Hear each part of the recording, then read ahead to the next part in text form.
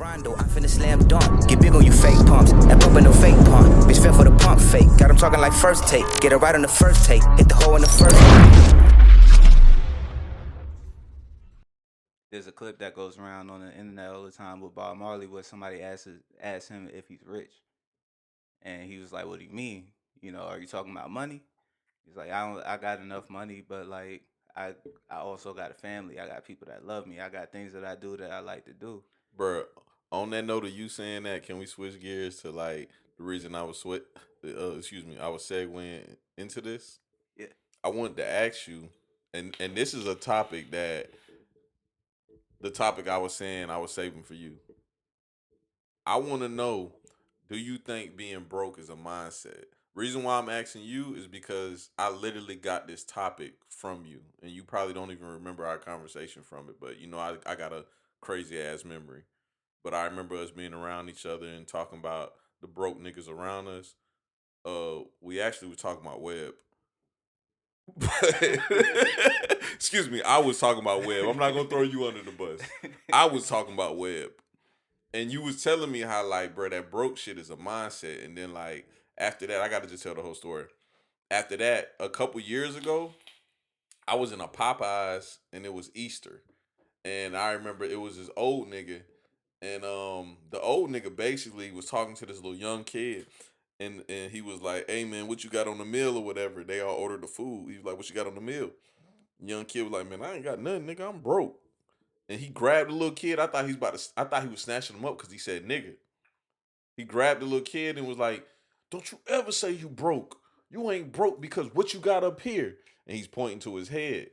And I looked at Joe. I said, "Bruh, this nigga got that shit. Boy, if you ain't got no money in the bank and you ain't got no cash in your pocket, bitch, you broke." And goddamn, the nigga was like, "You gonna always be rich because what you got in your mind." I believe that nigga now. I'm on his side.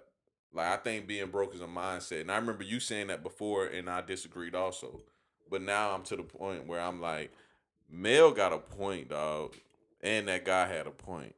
Being broke is a mindset, bro. It's a mindset. So perspective, right? Like it's the Mm-hmm. same shit we talking about. What's broke? There's no set parameters for what it means to be broke. Mm-hmm. It if Bill Gates has to make $100,000 a year and he loses all his savings from here on out, Bill Gates thinks he's broke, right? But like, if I make $100,000 a year from here on out, I'm good, nigga. I'm George Jefferson. Like I made it. Yeah. So yeah, like what's broke, and then you got to define that, and there's no definition because it's fluid. It's different for every person that experiences it. So it really just it goes back to what I was saying. Like my son read to me. He read me a story, right? Like I spent the last 5 years reading to him. He read me a story.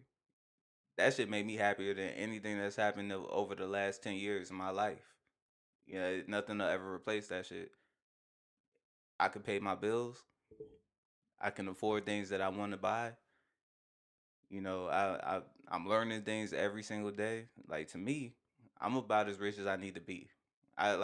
Sure there's more coming my way because I'm gonna work for it, but like I don't need a whole lot more than that. If the nigga working at Popeyes, you know, like making them biscuits, the dry ass biscuits, every single day, go home and he feel the same thing that I feel, then he not broke. He good. He's living a full life, and that's all that rich shit. It goes out the window when you hit like 80 and you can't drive no more. That's cool. Like you can swipe your card anywhere, but how you gonna get to Saks Fifth? Yeah. So like yeah, I think it's just all about perspective, man. You can be broke and like you can have plenty and feel like you don't got enough and be unhappy with your life. And to me, that's broke. You broke as fuck. Like if you like having your son try to tickle you and getting a kick out of that shit don't make you happy, then you broke, man. You're not a good like you're not good. You know what I'm Yeah. saying? Nothing will ever satisfy you if that don't. Or if you a billion, like there's plenty of billionaires out there, man. When you listen to like the NFL owners talking shit like that, you start to realize a lot of the times like they're not happy, man. They're not satisfied. You know, they're 80, 70, 80 years old and they've been doing something their whole life that they were good at and nothing about it ever satisfied them. Who wants that shit, man? I don't want to be 80 looking back on my life like Jerry Jones because like Jerry Jones is miserable, bro. He looks back and he sees them titles that the Cowboys won in the 90s and he don't feel any sense of responsibility for those and it drives him crazy. And like he don't even want to Unaccomplished. yeah, he feels like he didn't accomplish the shit he set out to. He bought a team and put it together and bought a winning head coach and bought winning pieces and put them together and got exactly what he set out to accomplish. And he's not satisfied with that shit. And he's gonna die probably because like Dak ain't gonna do it. Like I like that he not Oh gonna win yeah, it. that shit's over with. Yeah, so you know he. It don't matter how many facelifts he get. He's old. He's gonna like. It's leave funny this how no world matter soon. what we'll talk about on this podcast, it's gonna always come back to sports because me and you both fuck with Yeah. sports. All my analogies are sports, bro. It don't matter what I'm doing, I bring it back. But yeah, like that nigga's a fossil, dog. He's older than the shit that he's mining in the oil fields that's getting him rich. He's older than that. He'll never be satisfied, man. And like he's a billionaire. That's a broke mentality to me. You can't really leave this earth that way and it's not worth it to leave this earth that way. So Mel, you don't understand like how someone with me would be around someone like you and hear you speak things like that and just be intrigued and think that shit is deep. Cause Nope. you know, I know, bruh, I know you've been around me a lot and you see I don't give a fuck about most shit people say. But when I'm with you, I just be like, nah, that was it right there.